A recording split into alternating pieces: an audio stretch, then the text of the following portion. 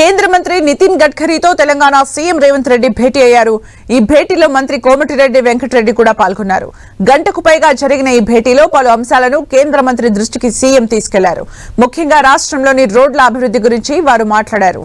జనవరిలో జరగబోయే regional ring road శంకుస్థాపన ప్రారంభోత్సవానికి రావాల్సిందిగా కేంద్ర మంత్రిని సీఎం ఆహ్వానించారు. రీజనల్ రింగ్ రోడ్డుకు కేంద్రం టెక్నికల్ అనుమతులు రావాల్సి ఉందని, ఈ నెల 20న జరగబోయే ప్రాజెక్ట్ అప్రూవల్ కమిటీ మీటింగ్ లో దీనికి అనుమతి ఇవ్వాలని కేంద్ర మంత్రిని కోరినట్లు మంత్రి కోమటిరెడ్డి చెప్పారు.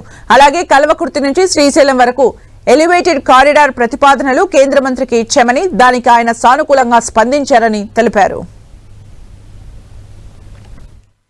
డిసెంబర్ 20వ తారీఖు రోజు నా కమిటీలో దాన్ని క్లియర్ చేసి వచ్చే నెలలో రీజనల్ రింగ్ రోడ్ ఫౌండేషన్ రావాలంటే తప్పకుండా వస్తానని చెప్పాను.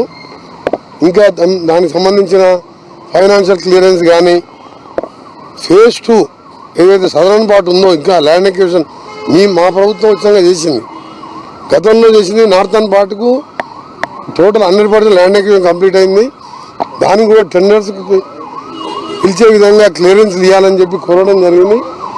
వారన్నీ కూడా దాంతోపాటు శ్రీశైలం కల్వకుర్తి నుంచి శ్రీశైలం వరకు 62 కిలోమీటర్ల ఎలివేటెడ్ కారిడార్, అది అమరాబాద్ టైగర్ రిజర్వ్ ఫారెస్ట్లో ఉన్నది.